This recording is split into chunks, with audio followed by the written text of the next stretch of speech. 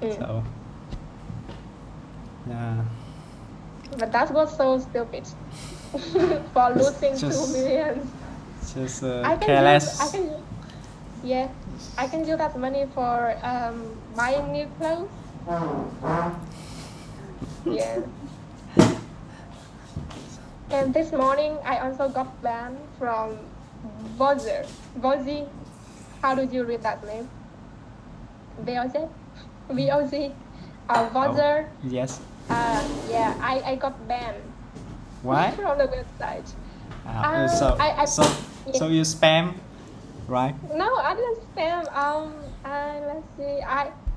This is what I see. This, yeah, spam bán hàng sai box. Actually, because I post a thread that if anyone wants to study English, just PM me. Because I just try to imitate. I imitate the other people. There are 3 or 4 people already sell themselves for on that thread in the languages box. So Yeah. I just follow them and I imitate them, but I don't know why I got banned. So now I cannot come here anymore. That's that. Maybe you should try to create another account. No, I don't think I should do that because there's no reason.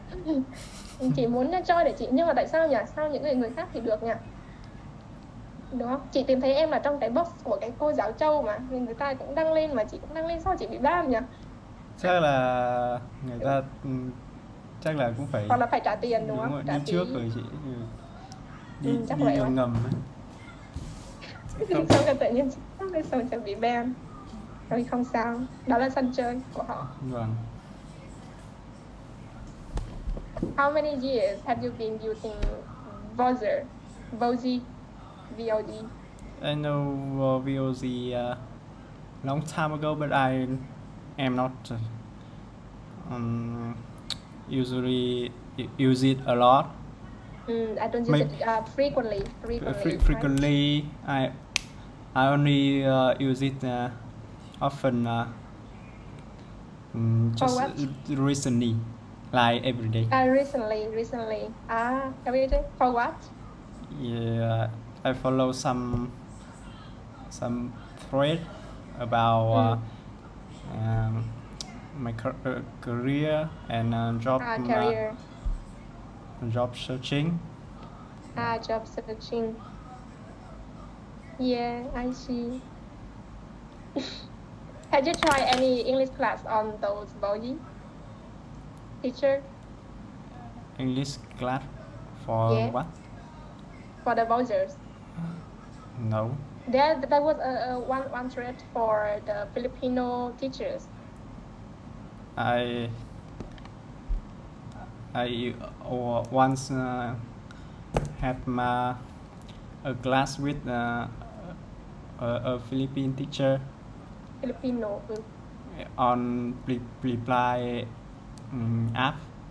Do you know reply? Reply. Yeah. Prep. Prep PN. Reply. No, I only know Paris VN. Paris VN. I don't know. VN. It's an app that you can talk. You can learn once face to face to a native teacher. Native speaker or just foreigners like Filipino. Any foreigner. Okay. You also can choose native teacher, but they charge a lot. A lot of money. A lot of money. So Yeah. so how was your experience? Yeah. She teach me grammar, She taught me grammar. but I quite don't understand what he's saying, what she says.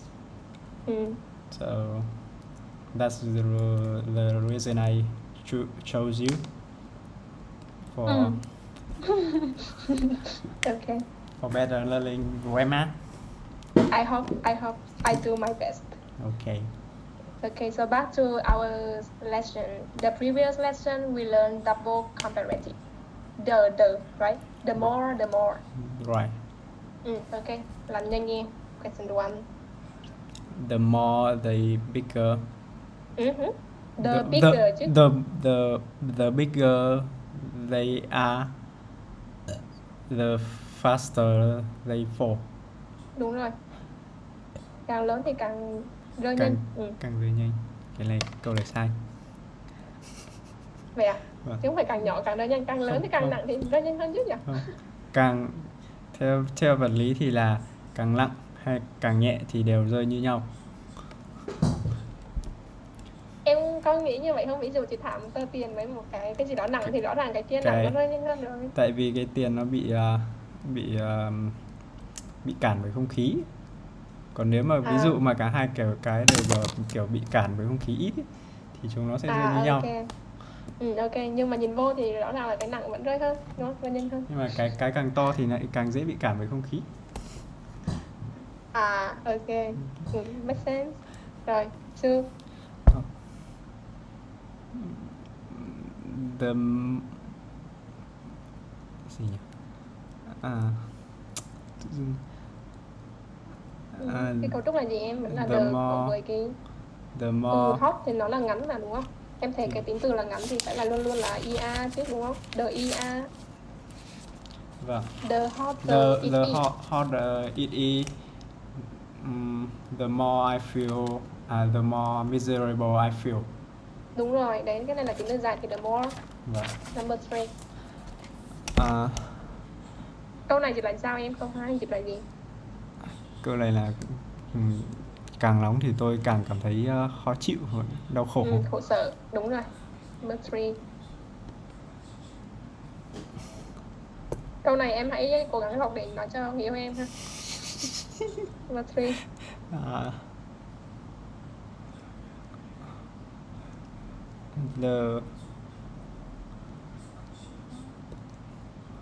Đây là dạng gì? Danh từ đúng không?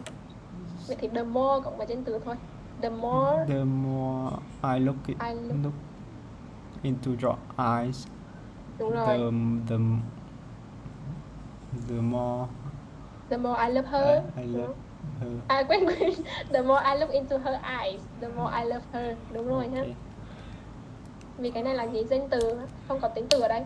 Vâng. Em đổi cái must này bỏ đi. Vâng. Rồi. Càng nhìn vào mắt cô ấy thì càng yêu. The older he got, the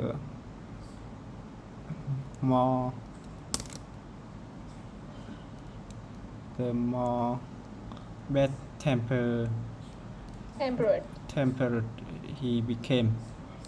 Cái này là gì em? Là kiểu là xấu tính hay là kiểu nóng tính ấy, nóng tính ha. Nóng tính. Đúng rồi. How about you? I'm not a bad tempered. Okay, person. Rồi. Person. Tại vì em có thêm chữ có thêm chữ ẩn thì đằng sau nó phải là một cái gì đó danh từ ha. Vâng. 5. The harder he work, the worse he fell. Đúng rồi, the worst. The worse he fell.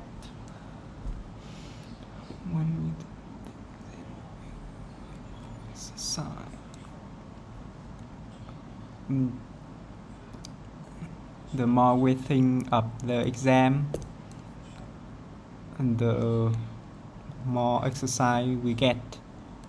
Excited nhá. Excited. Đúng. Excited. 7.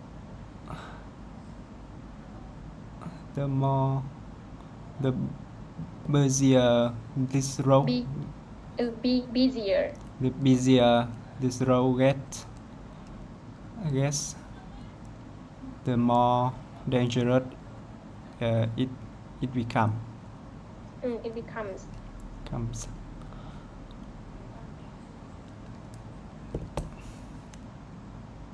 the more you, the near you, The the near nearer, đúng rồi. you get to Ecuador, Equator, Là xích đạo ha.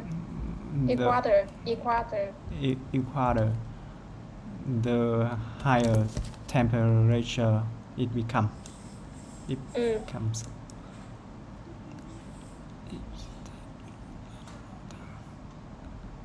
The longer she stay in England, the better English she will Her be. English. The better her English will be thôi. Will be.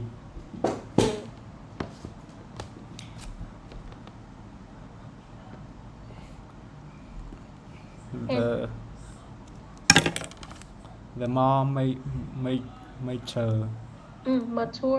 Mature là gì em? Người lớn. Người lớn. Sao lại biết từ vựng nhiều lại đọc sai nhỉ? Khi em học từ vựng em sẽ học như nào? Em thì nghe qua kiểu người ta nói, hoặc là em đọc ấy, xong rồi em cũng không chép lại, không phải không chép lại, mà em cũng không hiểu, không để ý là nó nên được đọc như thế nào. Okay. Rồi. Này thì she is mature, câu này là người lớn ha, trưởng thành. The more mature she is, the more beautiful she becomes.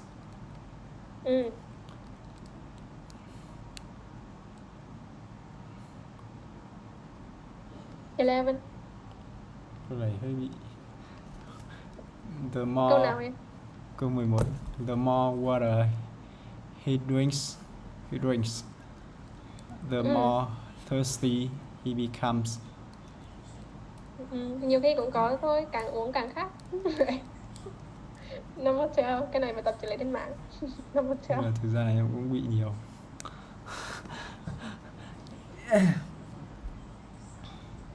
The more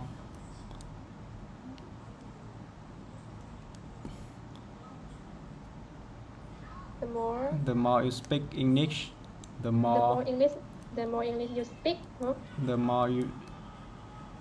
more English you speak, the better your English will be. Đúng rồi. People say mark paper.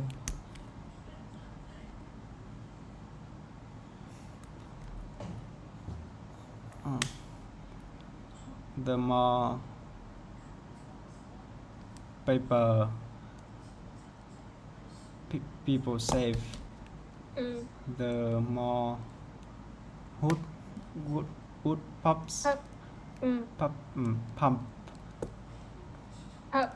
Là gì? Là gì em? Là cái bột ha. Nếu động từ của nó là xay á, xay bột gỗ ha. Bột giấy chứ. Bột gỗ chứ. Preserve là không biết, từ này em không biết. Preserve là bảo quản. Em có thi TOEIC chưa nhỉ? Em có thi không? Có chị ạ. Em thi rồi. Vâng, em không hề nhớ từ này luôn. Nhưng em được bao nhiêu khi em thi TOEIC? 750. Là hai cái listen, hai kỹ năng thôi. Vâng. Okay. 14.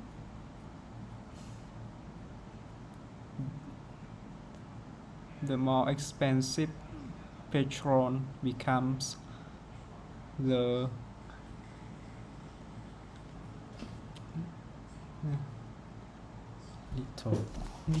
little. Ít hơn là gì em? Little. Rồi mình cũng ghi vào đây rồi. The less ha. The less. Mình sẽ dùng ít hơn. The less people drive. Đúng rồi.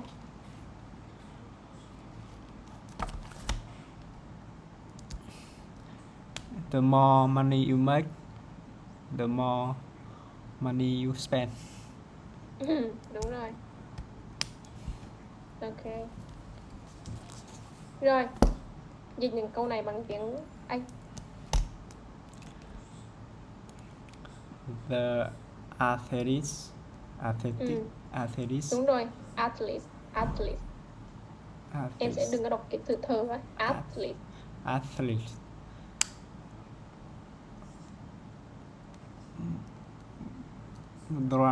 The athletes run faster and faster. Vậy thì cái người vận động viên này là một người thôi thì runs, em SO ha. Runs. Faster and faster.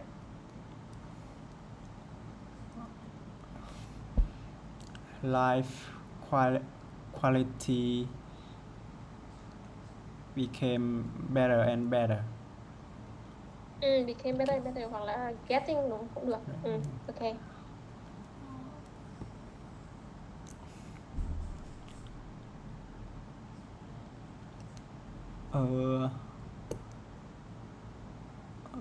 A talent businessman. Talented là mới là danh từ ha. Talented.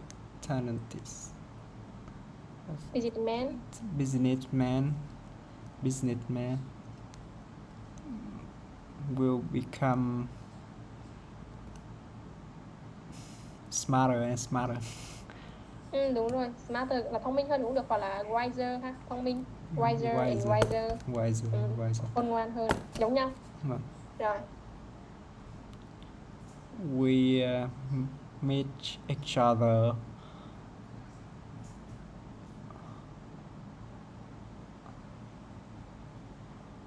more often.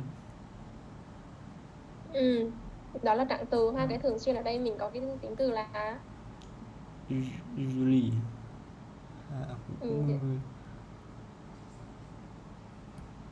We meet each other more and more often cũng được, nhưng often là thường thôi, còn thường xuyên là gì em? More and more. Usually. Nãy mình còn nói cái từ gì? Frequently. More and more frequently. More and more frequently.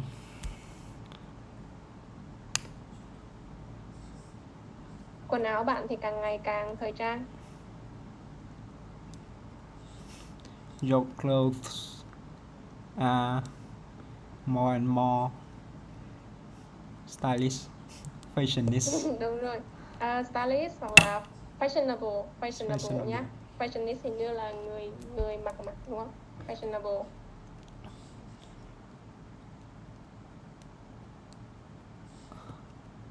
Rồi. Ngày càng nhiều du khách tới Việt Nam năm nay. More and more tourists come to Vietnam this year. Đúng rồi. This year.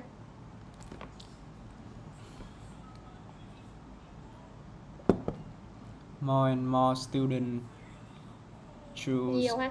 Nhiều. More and more students. Đúng rồi. Students chose English as major. As their major. Thì thường thì mình sẽ thêm cái này vào ha. Their major. Chuyên ngành của họ. Great. Ok. Thôi thì mình tiếp tục thôi. Hôm trước mình có học cái liên quan đến giao thông, người tham gia giao thông là gì em? Commuter. Rồi, vậy thì tôi đã đi làm từ đây về đó. Mình có cái cụm từ gì? Từ đó về đây. Dùng đó đi. There and back. Then back. Okay, so can you tell me the way you commute from your house to Hải Phòng? How do you commute from your house to Hải Phòng province? I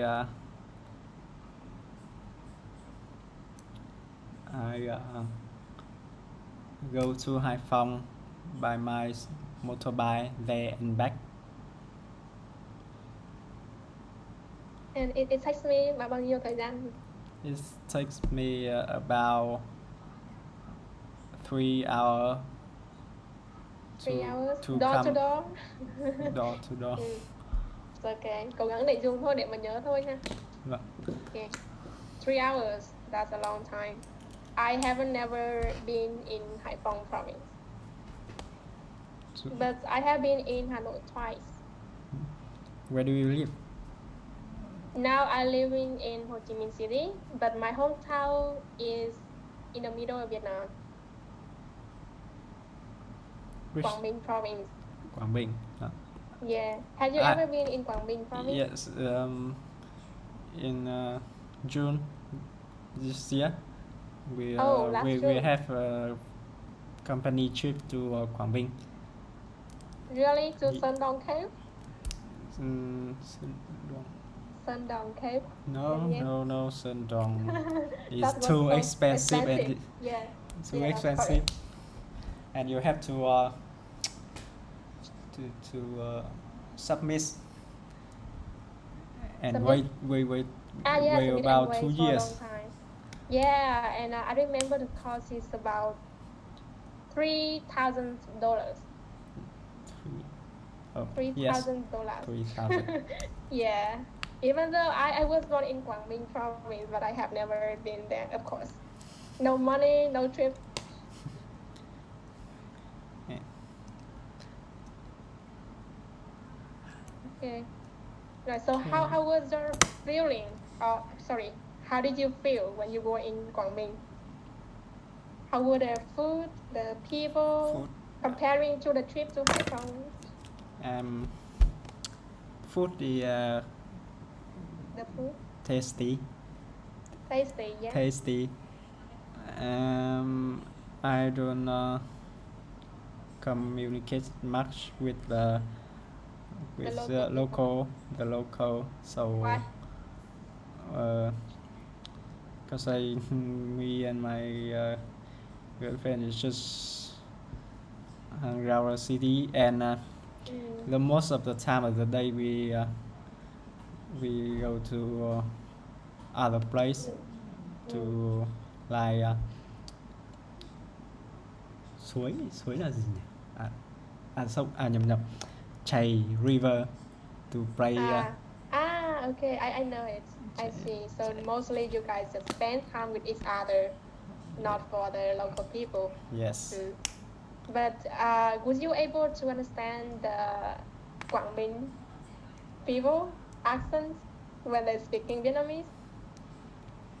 I think they talk like the laugh, or maybe they talk like that to communicate with the north. So I don't have the difficulty to understand them. Yeah, that's what I'm doing now. I'm trying to imitate the northern accent. Because I'm afraid that if I use my own accent, people couldn't understand. Yeah. Can you talk a sentence? I never hear Quảng Bình people. Okay. What should I say? chưa nên nói chi hè. That's do you get what I say? I don't. Chưa nên nói chi hè nghĩa là chưa là nào. Bây giờ nên nói gì nhỉ? Chưa nên nói chi hè. That is the local accent. So that's the reason why.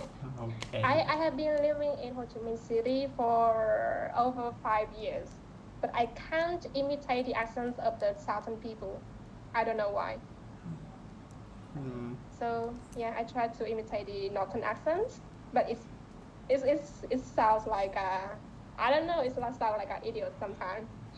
But I think it's easier to communicate in the northern accents comparing to the southern accents. Okay. So how about the price? The price is normal, not cheap, but also not expensive. I think it's dùng cái cấu trúc so sánh đi em, so sánh cái đó với cái giá ở Hà Nội hoặc là Hải Phòng thử xem nào. The price is, I think is same as The price in Quảng Bình is the same as Hải Phòng. Okay, great. Ok, rồi bây giờ mình sẽ check một số cái từ vựng ha. Rồi, đối với một số từ vựng mà có en với cái ing ấy, tận cùng là ing, ví dụ như là running này, go running, go shopping, thì mình sẽ thêm chữ go vào trước ha. Go với những cái từ mà en kết thúc của nó là ing. Còn từ gì nữa nhỉ? Đạp xe đạp là gì em? Cycling. Go cycling, go cycling Go ha, go cycling. cycling. Đó. Rồi, với những cái thể thao với bóng, với những cái trò chơi khác thì mình dùng là Play. play ha. Place and events, đi đến những cái địa điểm và những cái sự kiện thì mình dùng go to. Theater là gì? Theater là rạp chiếu phim. Hôm trước cái này cũng bị mắc này.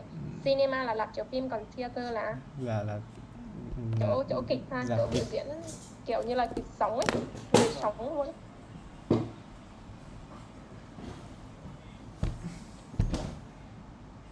Rồi, những cái thứ mà mình làm việc ở trong cái gym, tập gym và những cái câu lạc bộ sức khỏe thì mình dùng do ha. Do yoga. Đấy. Vậy thì dựa vào những cái đó em sẽ nối cùng với những cái từ ở bên cái hộp bên này.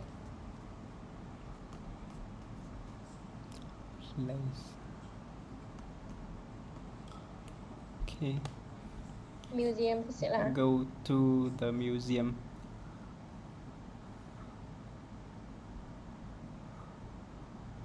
running. Go running. Ừ. Play basketball. Ừ. Do judo. Judo là Art. võ gì đó ha. Go to art galleries. Doing skateboarding. Skateboarding là gì em? Trượt ván. Play cards. Go diving. Diving là Lặn. Cái từ này em không biết. Từ này chị cũng tự nhiên để chị check. Pilot. Chị xin lỗi em nhiều. Không sao.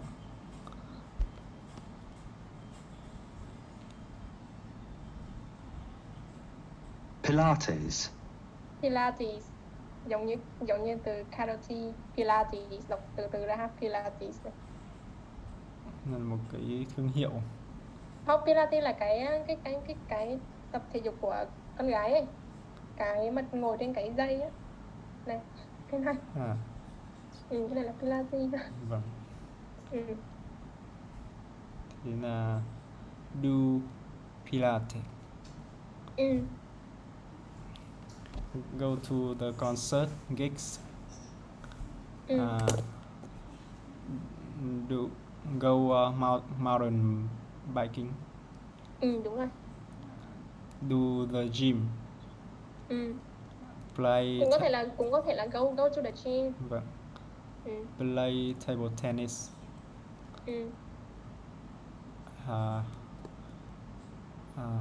Do gymnastics. Gymnastics. Giống như những cái tập gym mà cũng có những cái đồ dụng cụ ấy, thể dục nhịp điệu hay là đi thi á, những cái vận động viên đi thi thì là gymnastics. Go to festival. The festival. Play chess. Play chess. Okay, so can you share with me what will you do in your free time?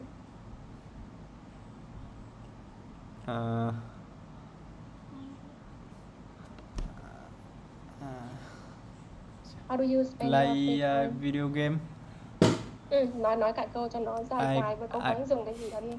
I play video game in my free time. I play video games. Tại vì khi mà mình nói về cái gì đó chung chung á, chẳng hạn như đọc sách thì là I reading books thay vì là I read book. Rồi. What else?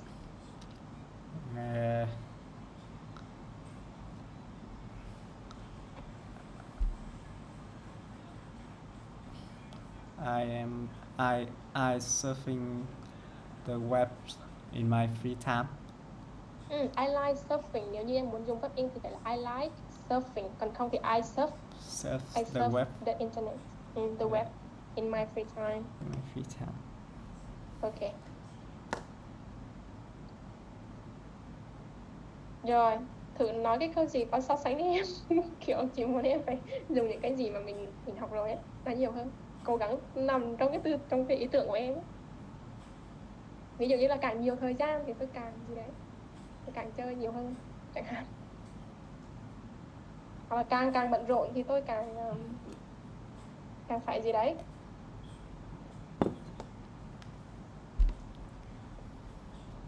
Nghĩ tiếng Việt cũng khó đúng không? Vâng. Chị cũng thấy vậy. Thôi bỏ qua đi, khi nào nó có ý tưởng tự nhiên thì tự nói ha. Vâng. Rồi. It is harmful to spend too much time on a hobby. In your view?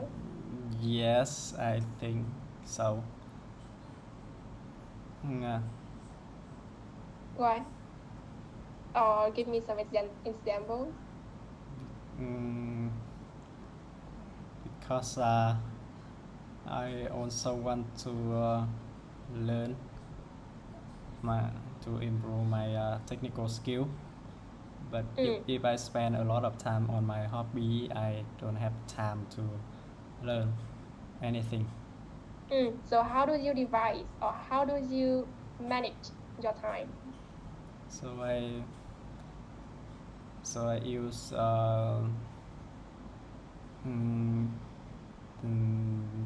evening for my hobby and morning to learning. Rồi chỗ này chị biết em nên nói gì rồi, em có thể nói là vì chẳng hạn ví dụ như tại vì tôi bận rộn nhưng mà tôi rất là biết sắp xếp thời gian, tôi giỏi về cái việc quản lý thời gian. Càng bận rộn thì tôi càng kỷ luật chẳng hạn. Thử nói như vậy đi. So I am good at time management.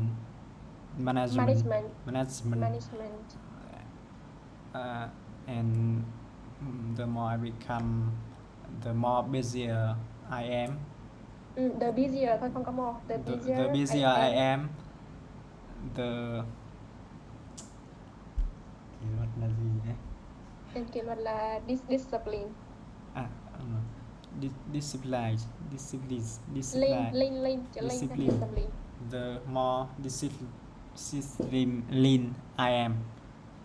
I will be chứ tôi sẽ. I will be. Đó, chị muốn cố gắng tìm cái được không? I will be. Vâng. Ok. Rồi.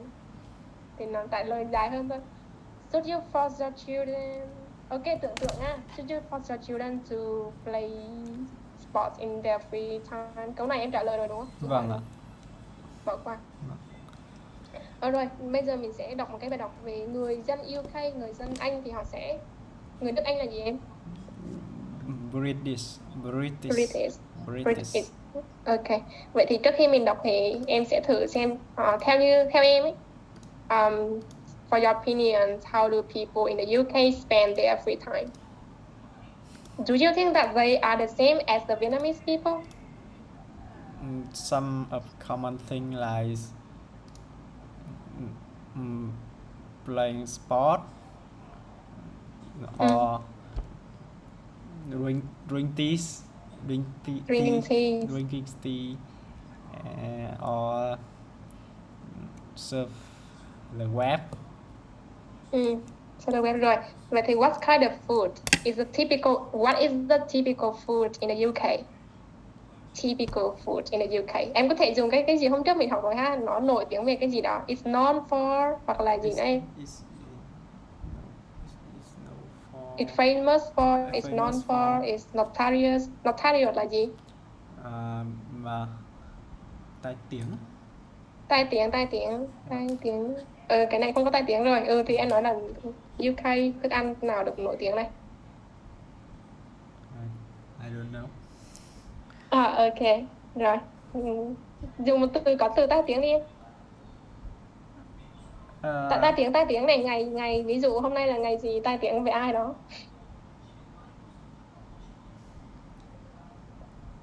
Today is, what is the day today? Hôm nay ngày nào em? Ngày Tiếng Anh là gì em? Tiếng Anh là gì? Ngày 11 tháng 9 nói như thế nào? 9/11. 9/11 mình đọc là gì? Ngày 11 tháng 9 thì mình sẽ đọc như nào? The 9/11. the 11th of 9. tháng 9 là gì? Đúng rồi. Sleepy đúng không? Nhớ lắm đúng không? Quên mất, tự nhiên quên. September. September, the 11th of September, cái này là cách đọc ngày ha. Có hai cái, hoặc là September the 11th hoặc là the 11th of September. Ngày này có cái gì hot em? Vậy thì Noctarius. Terrorist. Rồi, vậy thì dùng cái gì đó có cái chữ Noctarius đi. Hoặc là unfamous for. Today is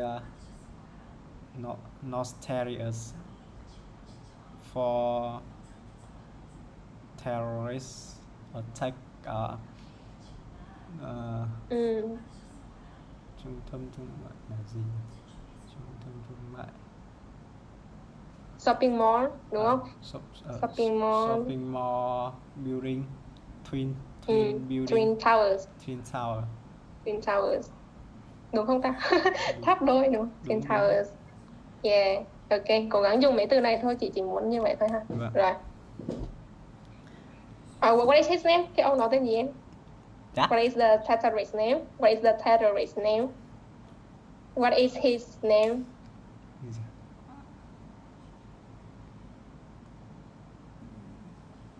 Tự dưng quên.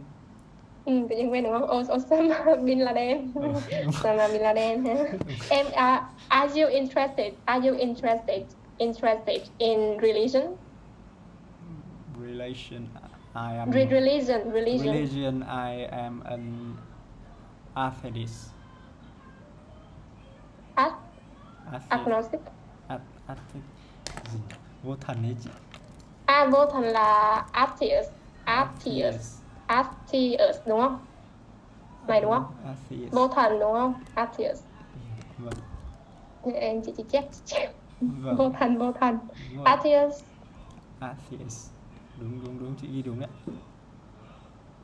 Đôi khi chị biết đọc nhưng mà nhiều khi chị quên mất cái chữ atheist. Okay, so how is your girlfriend? How about your girlfriend?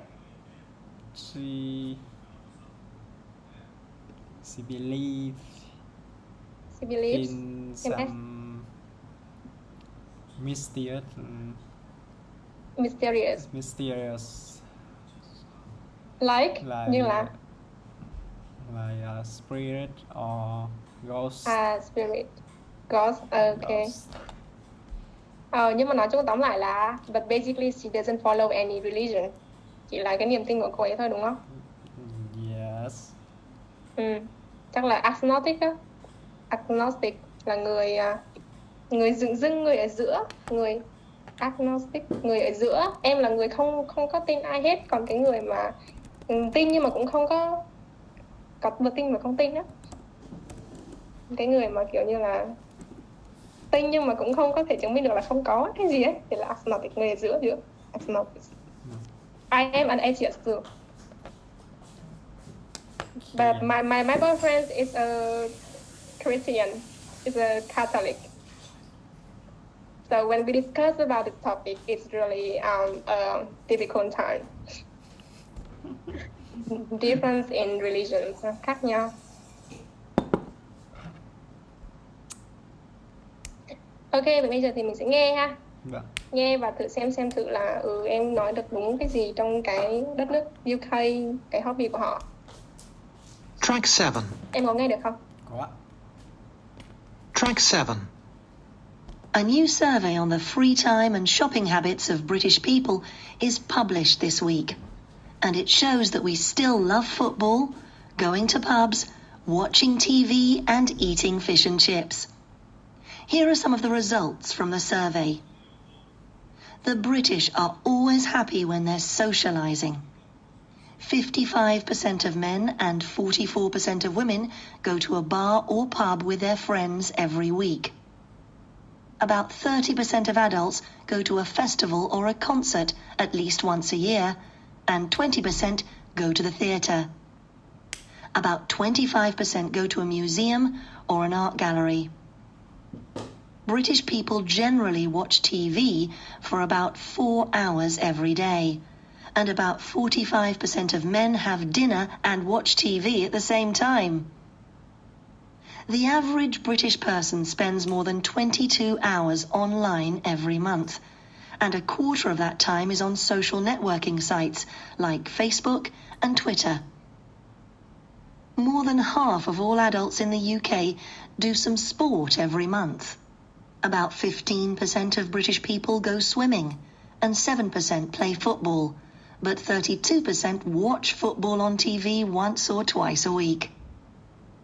British people normally go on holiday once a year, but 20% of people have 2 or more holidays a year. The most popular holiday destination is Spain. 30% of adults go to a McDonald's restaurant every 3 months, but 46% go to a traditional fish and chip shop. The British spend about £48 million on tea and £56 million on coffee every month. And every British person eats 10 kilograms of chocolate every year, more than any other country in the world. Ok, này em đúng được những cái nào nhỉ? Dạ. Có này em đúng được những cái nào nhỉ? Có tea này đúng không?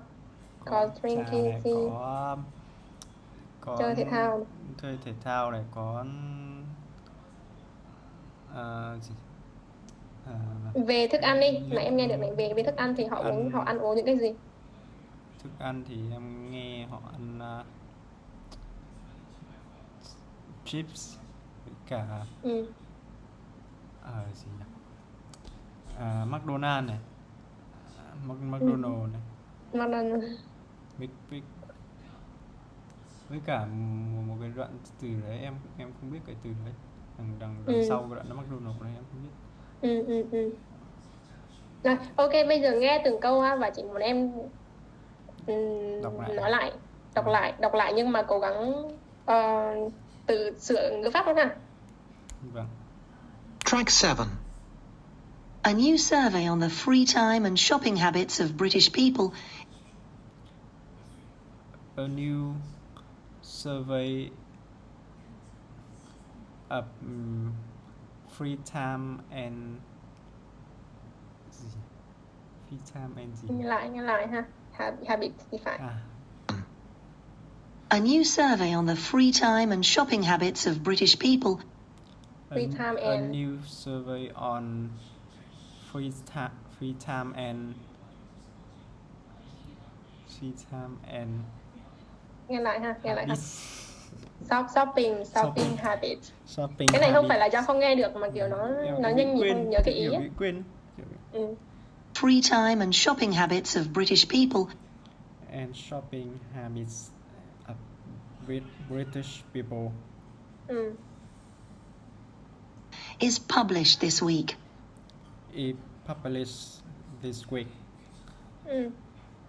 And it shows that we still love football.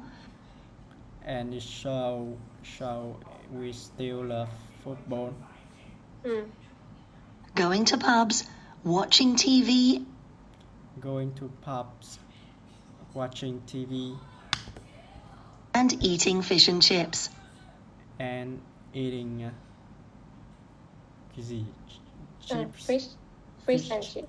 Nghe lại ha. Football, going to pubs, watching TV and eating fish and chips. Fish and chips. Fish and chips. Cái từ này em không biết, chị viết ra được mà. Fish ấy còn cá ấy. Cá và chip ấy. Fish and chips. Ok. Cái món của họ thôi. Rồi. Here are some of the results from the survey. Here is some of the result of the surveys. The British are always happy when they're socializing. The British are always happy when they are socializing. 55% of men and 44% of women 55% of men and 44% of women go to a bar or pub. Women tại vì nhiều phụ nữ nói chung. Vâng. 55% of men and 44% of women go to a bar or pub with their friends every week. 55% of men and 44% of women are going to bar and pubs with their friends at weekend. Chị cũng quên. Men and 44% of women go to a bar or pub with their friends every week. Every week. Every week. About 30% of adults go to a festival or a concert at least once a year.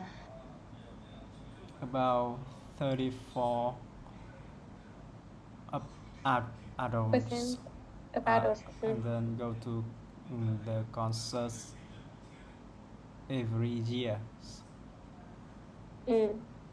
About 30% of adults go to a festival or a concert at least once a year. At least Once a year.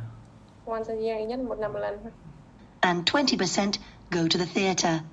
And 20% go to the theater. Theater là gì em? Là dạp kịch. Okay. About 25% go to a museum or an art gallery. About 25% go to the museum or art gallery. Đúng rồi. British people generally watch TV British people generally watch TV for about 4 hours every day. for about 4 hours every day. And about 45% of men have dinner and watch TV at the same time. And about 45% of men have dinner and watch TV at the same time. Đúng rồi. The average British person spends more than 22 hours online every month. The average British people spend average 22% staying online. Nghe lại. And watch TV at the same time. The average British person spends more than 22 hours online every month. The average British people spend more than 22 hours online Every month. every And a month. quarter of that time is on social networking sites. Spends more than 22 hours online every month. And a quarter of that time is on social networking sites. And a course of that time And a quarter nghe lại ha. 1/4 đúng không? Person spends more than 22 hours online every month. And a quarter of that A quarter of that quarter time. of Ít that time. people generally watch TV for about 4 hours every day. And about 45% of men have dinner and watch TV at the same time. The average British person spends more than 22 hours online every month. And a quarter of that time is on social networking sites.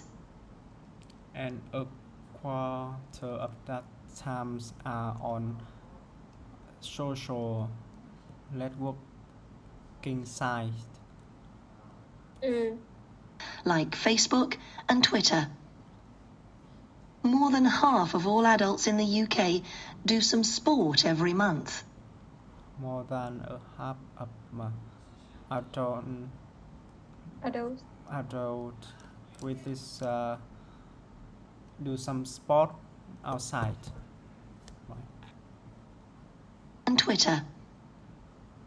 More than half of all adults in the UK do some sport every month.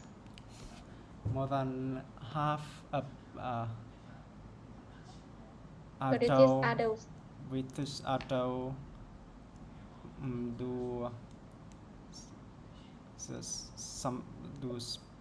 do some sport Yeah. every month. Facebook and Twitter. More than half of all adults in the UK do some sport every month. Nãy mình nghe kiểu gì nghe nhưng mà British cả em cả chị đấy nha. In the UK nữa. Adults in the UK. About 15% of British people go swimming. About 15% of adults go swimming. And 7% play football. And 7% play football. But 32% watch football on TV once or twice a week. But 32% watch football in the TV. Có tần suất không? 7% play football, but 32% watch football on TV once or twice a week. But 32% adults watch TV. What football Every month. once About or two 15% per week. Once or twice a week. of British people go swimming, and 7% British people normally go on holiday and watch football on TV once or twice a week. Once or twice a week. Twice weeks. British people normally go on holiday once a year. British people normally go holiday once a year. But 20% of people have 2 or more holidays a year. But 22% of people have 2 or more holiday a year. 2 or more holidays a year. The most popular holiday destination is Spain. The most popular holiday destination is Spain.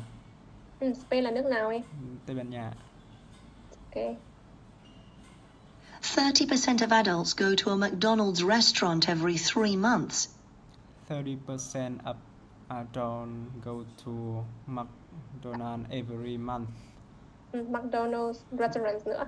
Cái adults. Không có Adults. But 46% go to a traditional fish and chip shop. But 42% go to the traditional fish and chip shop.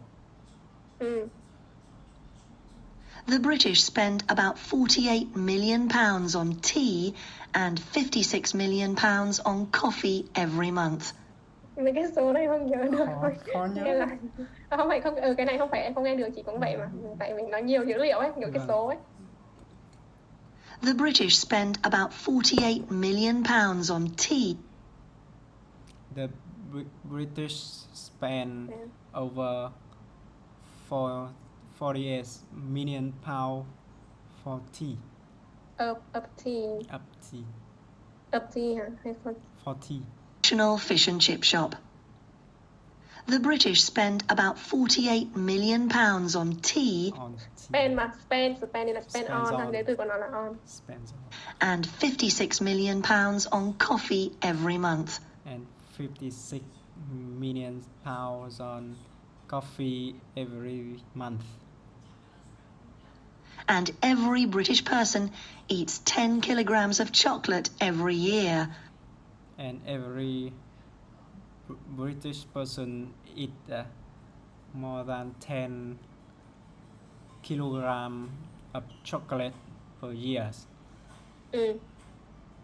More than any other country in the world.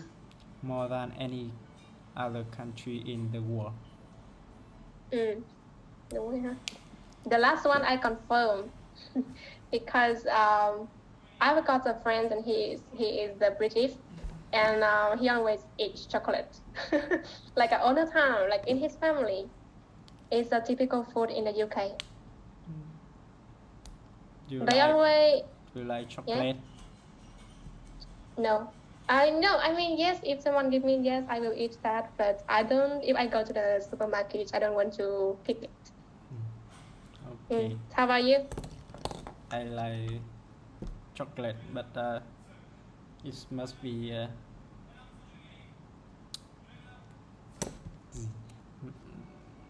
less sweet. Sugar, less sweet, Less sweet.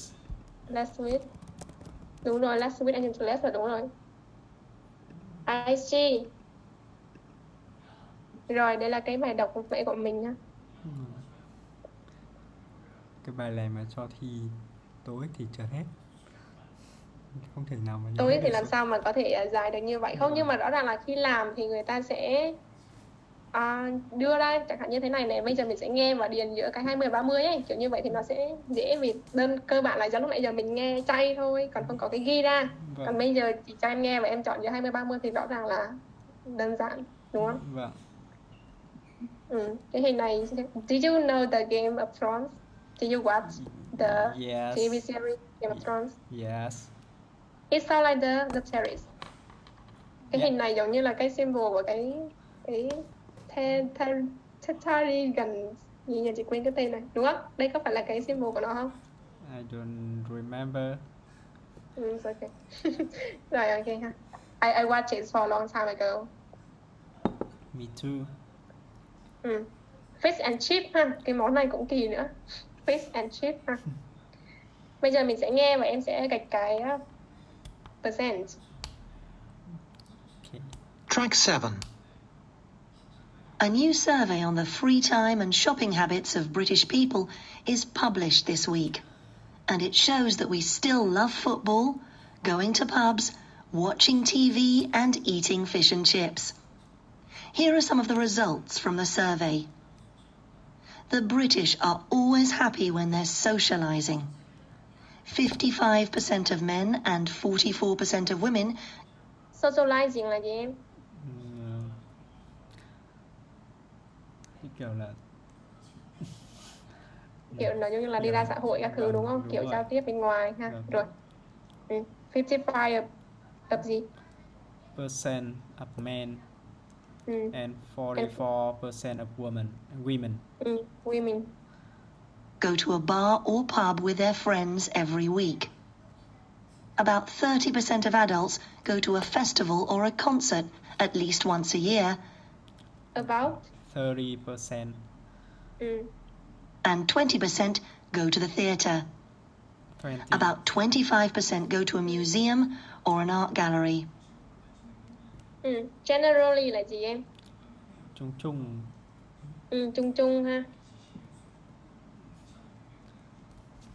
British people generally watch TV for about 4 hours every day, and about 45% of men have dinner and watch TV at the same time. 45% of men have dinner. Do you have dinner and watch TV or surf internet at the same time? Every day. Every day? So don't you need to eat with your family? My family also watch the TV with me. And it's okay, I see. The average British person spends more than 22 hours online every month. 22 hours. 22 hours online every Online. month. Do you think it is a big number comparing to yourself? Comparing to you? It's just a A tiny little, number. right? It's just a tiny number. Yeah. And a quarter How many hours do you spend time online or surfing the internet? I think it's gonna be about like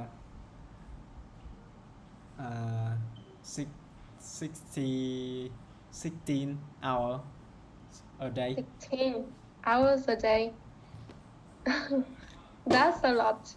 Yes. How many hours do you sleep?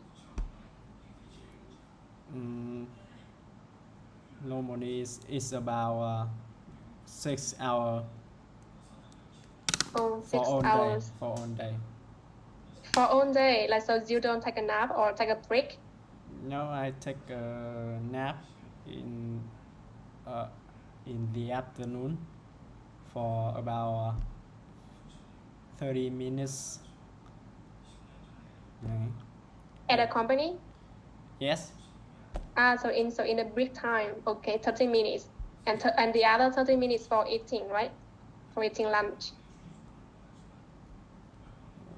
Yeah. No? So you spend 30 minutes for sleeping, for taking a nap in a break time at a company. Yes. And another 30 minutes for eating lunch, Yes. right? Yes. Yes. Okay. Oh. How about in the night time? The night time is about 4 4.5 hours. 4.5 hours, okay. I sleep at 11 and wake up at 3:30. Oh, It's, 3:30. yeah, it's Okay. 3:30 now, not 4 hours. Not Okay, I 4 understand. o'clock. Yeah. Đặt một cái câu gì đó đi em. The more I sleep, the more I... The more I sleep, The less I gì đấy ha. time to learning I have. Đúng rồi. Đúng rồi. The more I sleep, the more time I have for learning. Được. Dùng the less đi. The less time I sleep, the The more I sleep, the less. The less đi. The less time I sleep, the less I sleep. The less I sleep, the more time I have to learn. Rồi á, ok. Đáng ra phải là the less I sleep, the more health issues I will gain chứ. Đúng không? Nhưng mà vẫn nghĩ về học hành nên là rất là chăm. Hard work. Like Elon Musk or Bill Gates, they only sleep 4 hours per day, but they don't have any issue. Okay, so I wish you're gonna be another Bill Gates. Yeah, so in that time, don't forget me, please. Of course. Okay. Yeah, great. Of that time is on social networking sites like Facebook and Twitter. Mm-hmm. Do you use Facebook or Twitter or any other social media I apps? use Reddit. Reddit? Yes. Only. No, besides Facebook and Besides Facebook and YouTube. and YouTube. So only three apps. Naga. Do you know Naga? Nine? Can you type it? Yes. No. I haven't heard about this name. You should use. About what? This is answer. Do you know High Vela? Yeah, I know. I know. Yes, So it's a Vietnamese forum, right? Vietnamese website for funny things. Yes, but Naga is international forums. Okay. Like if you want to know something that media hide from you, like Hong Kong biểu tình. Biểu tình là ủa? Đợi chị trước nhé. Sao tự nhiên quên đấy nhỉ? Protest. Đó, protest. Yes, like Chinese. The hiding information. Chinese So government hiding is from media, but you can know it. So you like reading the political news? Yes.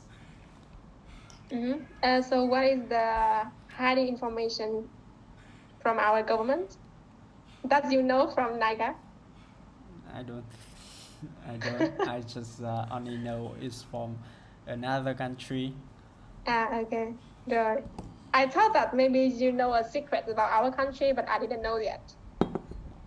Yeah. Okay. Okay.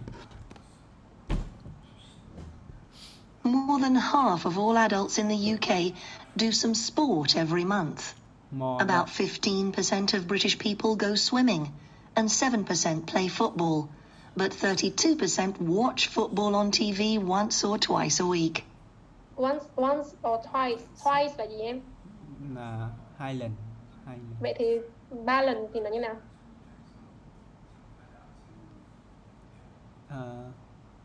Third time. Third là thứ ba, mình chỉ nói là three thôi. Three times. Three times a week. A week. Khi nào mà nói về số thứ tự thì mới là third. Third. Okay. British people normally go on holiday once a year, but Này em thiếu chữ on này, go on holiday. Vâng. Trong cái bài của em có dùng cái từ là have a trip ấy. Have a trip cũng được, không sai nhá, nhưng mà thường thì người ta nói về cái chuyến đi gì đấy thì người ta hay dùng là take a trip hoặc là go on a trip. Vâng. Go on a trip hoặc là take a trip ha. Vâng. Khi mà kể lại là chúng tôi có quyết định decided to thì có cái gì đấy thì là go on a trip or take a trip. 20% of people have 2 or more holidays a year. The most popular holiday destination is Spain.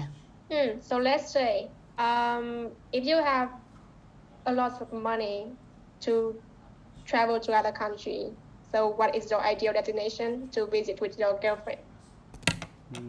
Netherlands. Netherlands, right? Holland. Yes. Netherlands là Thụy Sĩ mà em. Hà Lan chị. Hà Lan. Đúng rồi. Đúng rồi, Là... gọi là Switzerland, đúng rồi. Switzerland. Chị quên Hà Lan. Why? Because I once watched a picture in Niagara. It's show a beautiful landscape. Beautiful village in Holland. And I think that I want to go there if I have money. Okay. If I have money, I want to go to UK.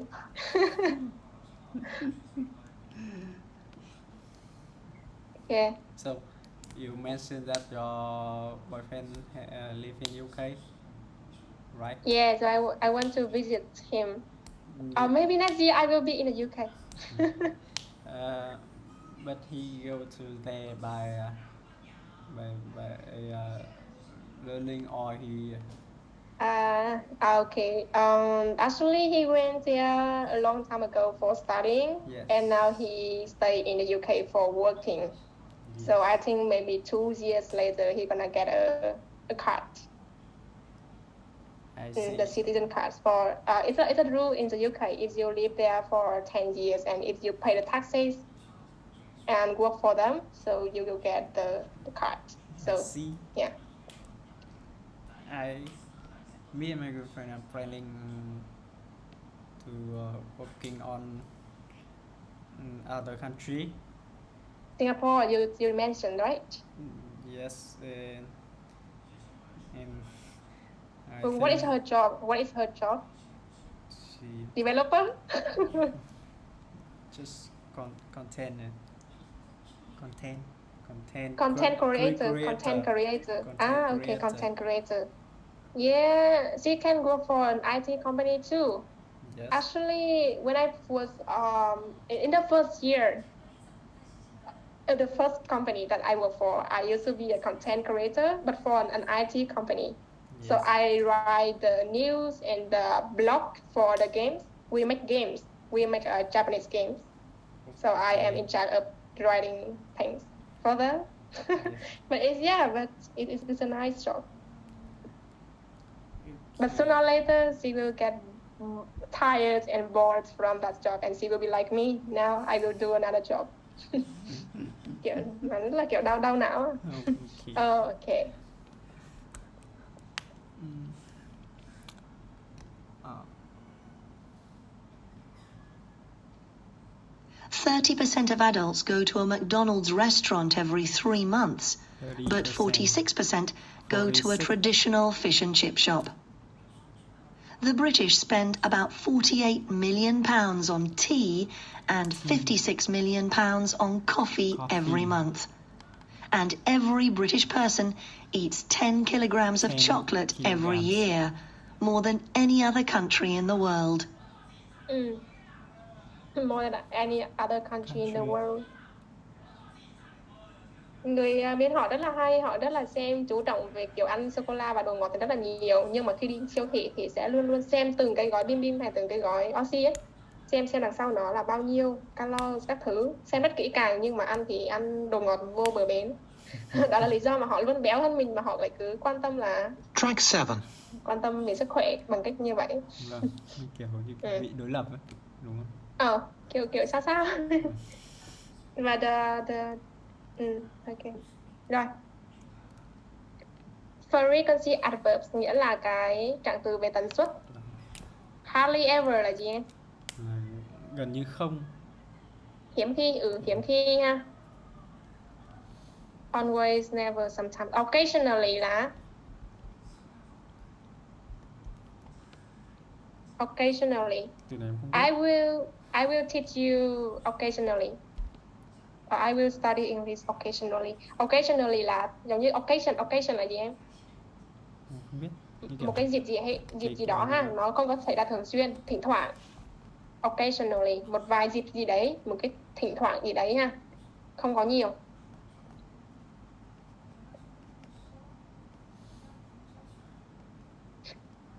Rồi, vậy thì cái frequency adverbs nó sẽ như thế nào, đứng trước hay là đứng sau của verb be? Ví dụ như em đặt một câu đi, tôi đặt một câu mà có dùng verb be và cả cái trạng từ tần suất ha. Tôi như thế nào đấy, hay em gì đấy với cái trạng từ tần suất gì đấy. Khi mà dùng verb be thì mình sẽ đặt những cái câu mang tính miêu tả, đúng không? I am. Tôi luôn luôn bận rộn đi chẳng hạn. I am always busy. I am always busy. Vậy thì rõ ràng là cái always này, cái trạng từ này nó nằm sau ha. To be. After the verb be. Vậy thì ngược lại em đặt một cái câu mà không cần chủ ngữ là em, cái gì đó cũng được ha. Nghĩa là nó phải có một cái verb và cái trạng từ tần suất sử dụng occasionally.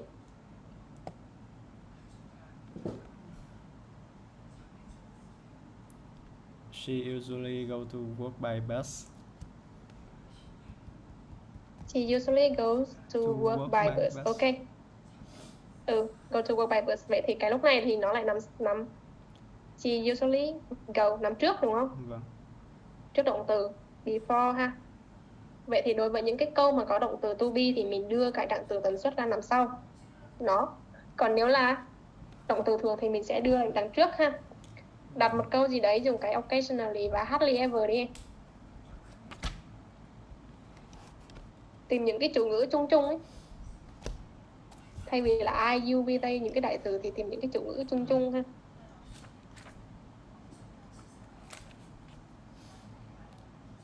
He hardly ever have dinner in a restaurant. Vậy thì tóm lại là ông này là hardly ever eat out, đúng không? Hiếm khi ăn ngoài, đúng không? Eat out là ăn ngoài. Rồi anh ấy thỉnh thoảng ở trong nhà là như nào em? Stay at home. Hoặc là stay in ha, người ta dùng cái cụm từ là stay in là cũng là ở nhà ha. He's hardly ever stay in home. Stay in là được rồi, không cần home ha. Stay in là nó là một cái cụm từ rồi đấy. Vâng. Giống như eat out vậy, không cần phải là eat out at the restaurant mà người ta chỉ nói là eat out là được. Okay.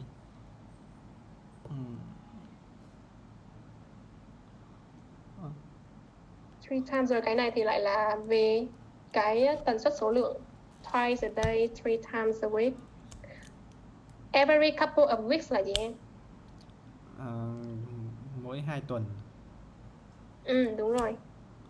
Nhưng mà thỉnh thoảng nha, thỉnh thoảng thì người ta còn có dùng cái từ couple of weeks, không phải là 2 tuần mà là một vài tuần nữa. Vâng. Thỉnh thoảng thì người ta dùng cái từ couple này không phải là hai tuần mà là một vài ngày, chẳng hạn couple of days. Vâng. Đôi khi là 2 ngày và đôi khi là một vài ngày. Vâng. Once every 3 months là một lần mỗi 3 tháng. Ok. Em thử nói về cái gì đó của em với cái tần suất như vậy đi. Không phải của em đi, của cái gì đấy. Ví dụ công ty em, khách hàng em thì sẽ phải release sản phẩm hay là website hay sửa chữa gì đấy mấy lần một tuần, mấy lần một tháng, kiểu như vậy. All company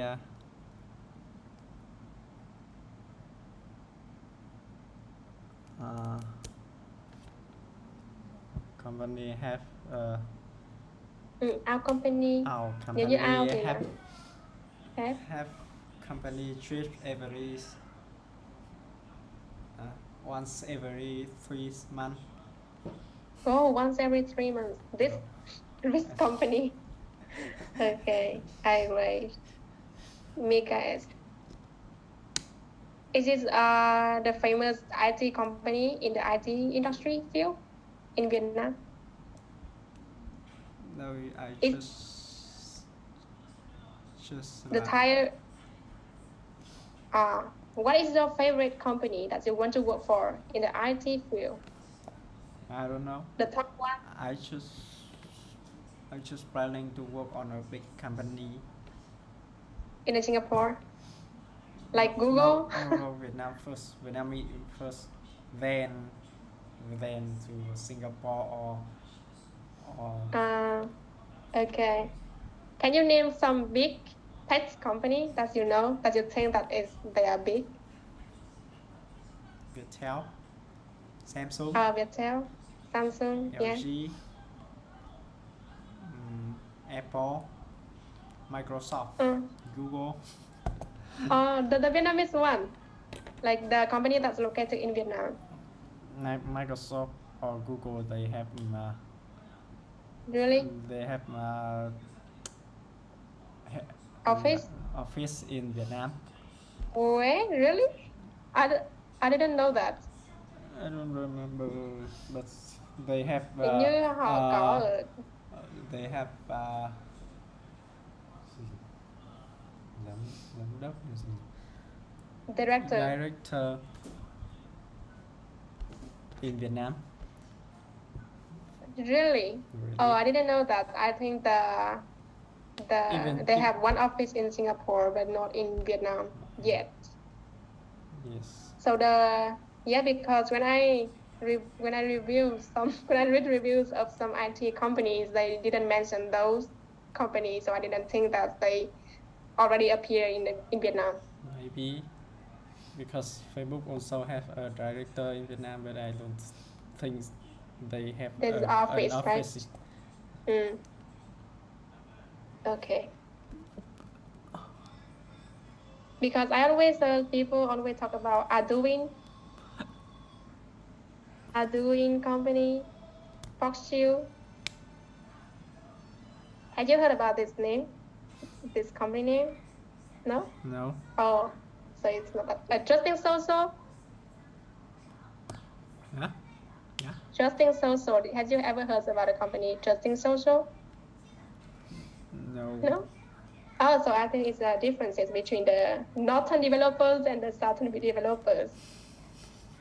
When I'm talking to them, they always mention those companies. Maybe it's a big company in the south of Vietnam. Yes.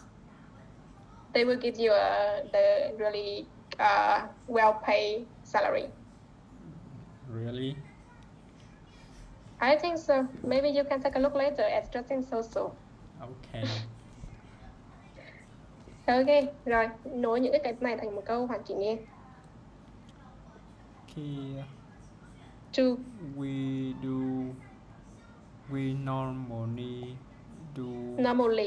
normally do yoga once or twice a week. Vậy thì em thử nói với bản thân em đi, thay vì là we normally thì we never chẳng hạn. We never do yoga. Ừ. I go to the dentist. Dentist là gì em? Dentist là nha khoa. Once every month. Có chữ xích nữa này. Once every 6 months. Vậy thì how about you? Almost like once a year. Hardly ever. Once a year. Don't you care about your teeth? Yes, but not that much. Not much. But the price, just try to take care of your teeth because the price of replacing the teeth or the tooth is really expensive. Yes, but my company have annual Healthcare check. Healthcare check, annual healthcare check. Yeah. And they also check my teeth. And they are okay. Okay. Alexander generally is at home on Sunday. Có đúng là generally nằm sau Alexander không em? Tại vì nếu đây là to be thì nó phải là cái này phải nằm đâu? Alexander is generally đúng rồi. On home on Sunday. At home on Sunday. Đúng rồi. 5. Carly goes diving every couple of weeks. My parents are always on holiday in January. I go to an art gallery once, 2 or 3 times a year. Đúng rồi. We play volleyball. We occasionally play volleyball at the weekend.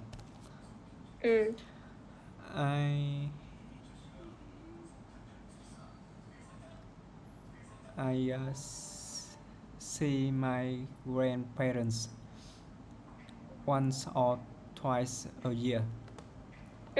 Thử đặt một câu đi. Tôi apply cho công ty đa quốc gia một lần một năm. I apply for a multinational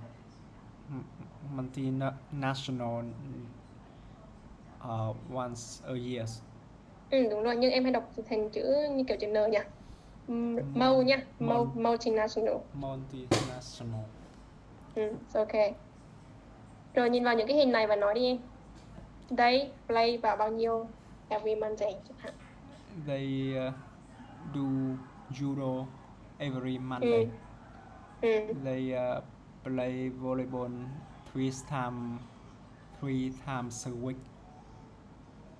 They go to the theater once or twice a year. He go jogging every day. He goes jogging every day. He play basketball every Saturday. He go to the concert once every 3 months. Được rồi em, từng đấy chị thấy là ok rồi. Track 7.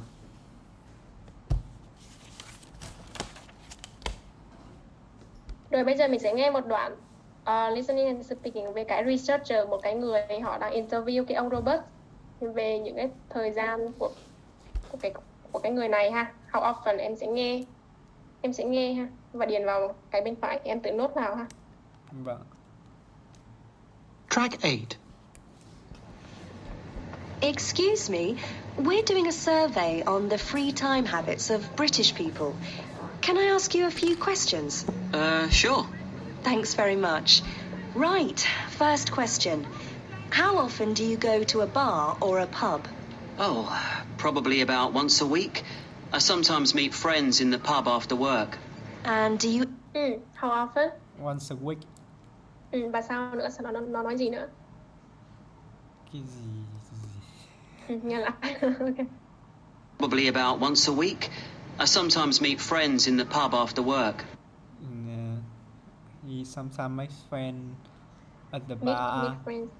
Make friends at the bar after work. And Vậy là one time đúng không? Vâng, once a week. do you ever go to the theatre? Yes, I do. Quite a lot, actually. Okay. Quite a lot. Nhiều ha. How often do you go? About once a month. Once a month. A lot of my friends are actors, and I... Cái quite lúc nãy không phải là quite a lot đâu em, mà là quite alike. Quite alike là giống như cái viết trên go to a bar bớt vậy, nghe lại ha. How often do you go? I sometimes meet friends in the pub after work. And do you ever go to the theatre? Yes, I do. Quite a lot, actually. Quite alike. Ý là nó giống cũng nhiều như là đi bar đi pub ấy. Okay. How often do you go? About once a month. About. Once a month. Okay. A lot of my friends are actors, and I always go to see them when they're in something new. A lot of his friends are artists. So he go to the theater to watch something new. Đúng rồi. And how often do you go to museums and art galleries? Sorry, I never go to museums or art galleries. How often? Never. I don't really have time. Okay, no problem. Right, the next question. How much TV do you watch a day on average? Let me think. Well, I watch a lot of football, so probably I'd say about 3 hours a day. That's 3 hours a day.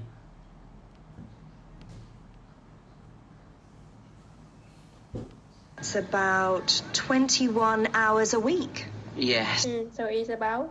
21 hours a week. Okay. That sounds about right. Okay. And do you do any sport? Yes, I go running. And how often do you do that? About 3 or 4 times a week. Right. 3 or 4 times a week.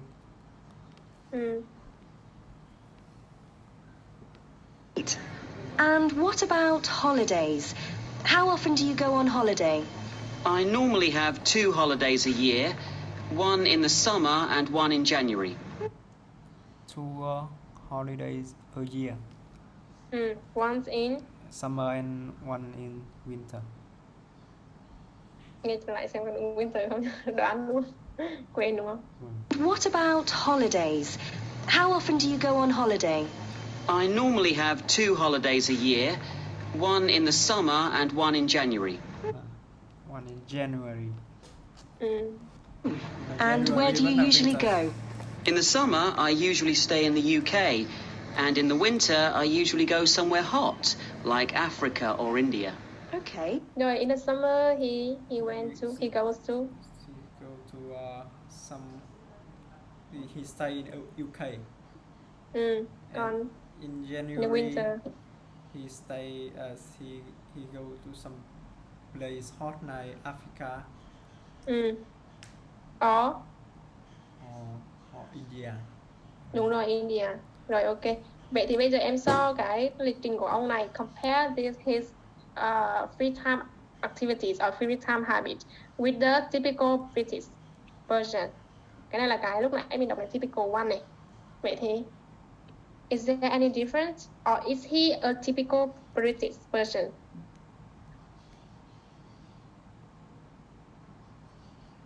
Không nhá, không đi này.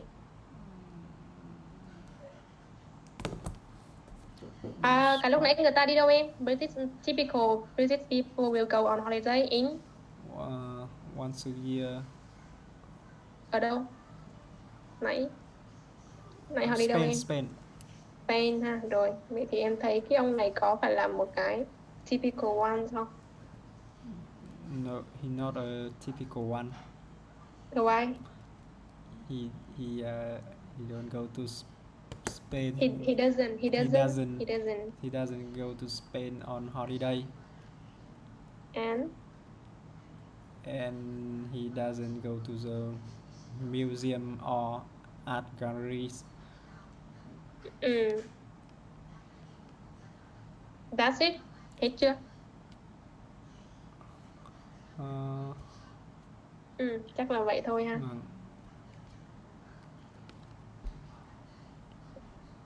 Watch TV 3 hours and 4 hours. Nhưng mà cũng không có gì. Not a big deal. Okay. Track A. Rồi, check một số cái từ vựng liên quan đến làm việc nhà đi em. Nhiều vậy. Mop nhưng mà chị đoán là không có mới với em đâu. Không, em mấy từ này em không biết. Vậy. Gì ạ? Mop the living room là gì em? Em không biết. Mop lau ha, lau. Mop là lau. Trước khi mop thì mình phải quét nhà. Quét là gì em? Sweep, rồi. Dust the furniture là dust là gì em? Bụi. Vậy thì là dust the furniture là kiểu bụi á, lau bụi ha. Clean the bathroom bỏ qua. Vacuum the sofa. Hút bụi ha. Tidy my room là dọn phòng. Dọn dẹp ha, tidy. Put away the clothes là put away sau khi em giặt áo quần, sau khi em lấy áo quần xong phơi xong rồi thì em sẽ put away the clothes là gấp quần áo. Gấp áo quần, đúng rồi. Wash and do the dishes là bát đĩa ha, rồi mình rửa ha, do the dishes or wash the dishes. Rồi, vậy thì điền vào đây ha.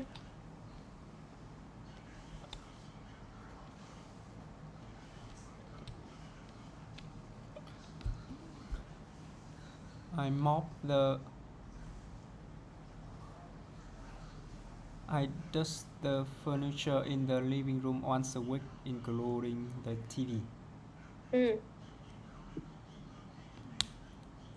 Leah sweep the floor before you mop it. The broom is in the cupboard. Cupboard. Cái này là gì em? Cupboard là cái kệ để cốc. Đúng rồi. The broom là cái chổi. Đúng rồi. 3.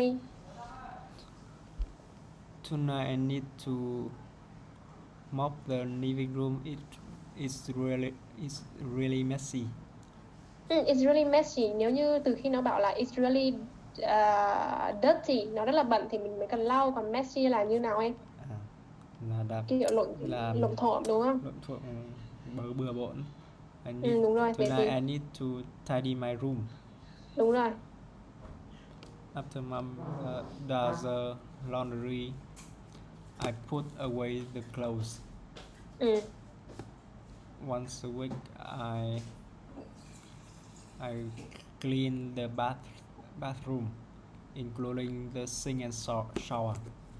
Sink là cái bồn rửa mặt. Đúng rồi. 6. Can you mop the living room floor? Remember to use hot water. Nhà chị không dùng hot water. 7. Em cũng không dùng. Được rồi.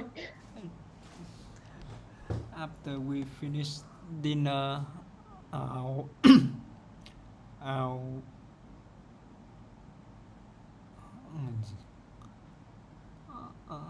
look at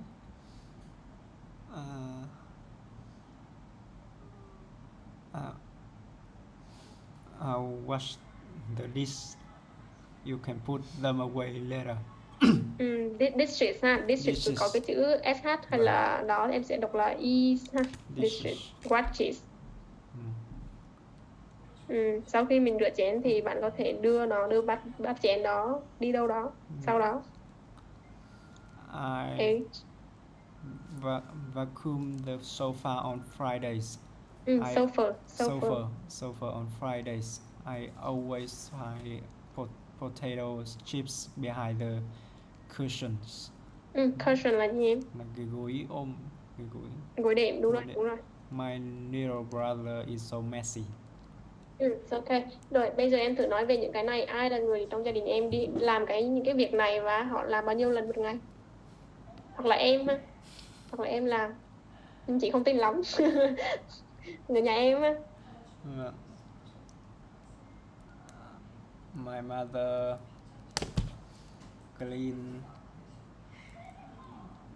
the whole house every day.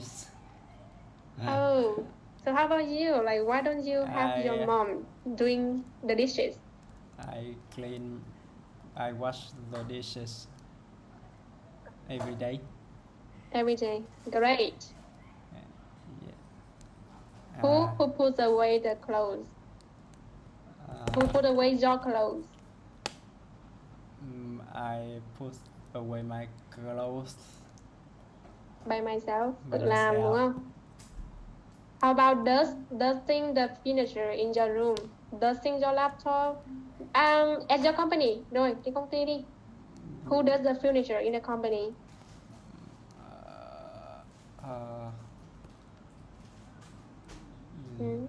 Chắc là người giúp việc đúng không? Cái người lao công đúng không? Vâng. Tea lady, chắc là tea lady ha. Hoặc là lady. cleaner cũng được. Cleaner là lao công, còn tea lady là các cô đó, các cô pha trà, những cái cô tạp vụ ấy thì gọi là tea lady. Does the company provide free lunch? Does your company provide free lunch? My company provide Money? lunch allowance. Lunch allowance. How much? For 30,000 per day. Per meal. Per meals. 30,000.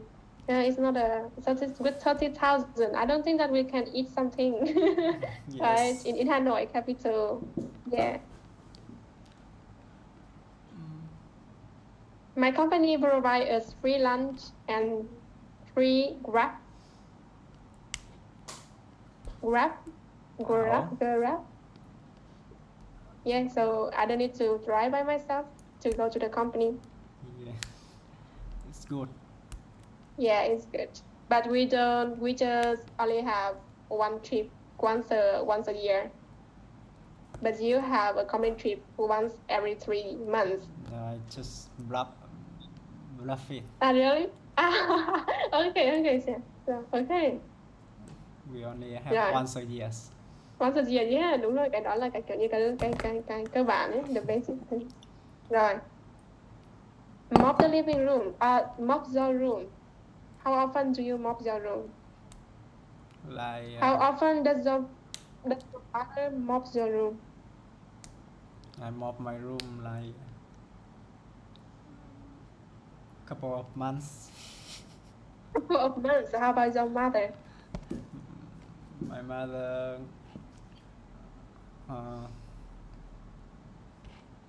often mop the room for me. Không có oftenly nha, không có oftenly nha. Often clean the room for me. Often clean the room for you. Okay.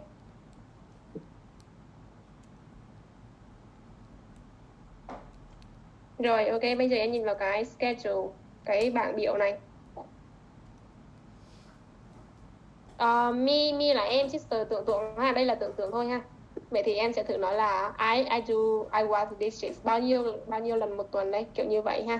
Và my sister như thế nào đấy? Okay. I wash the dish every day.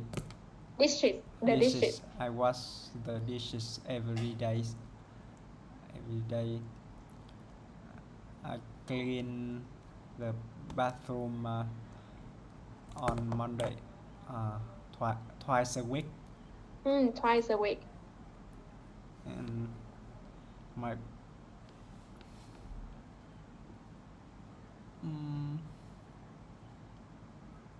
my sister does the furniture twice a week. Which date? On which date? On Tuesday and Friday. How do you read this day? Cái này em đọc như thế nào? Wednesday. Hả? Wednesday. Đúng rồi. It's okay. How about tidy bedroom?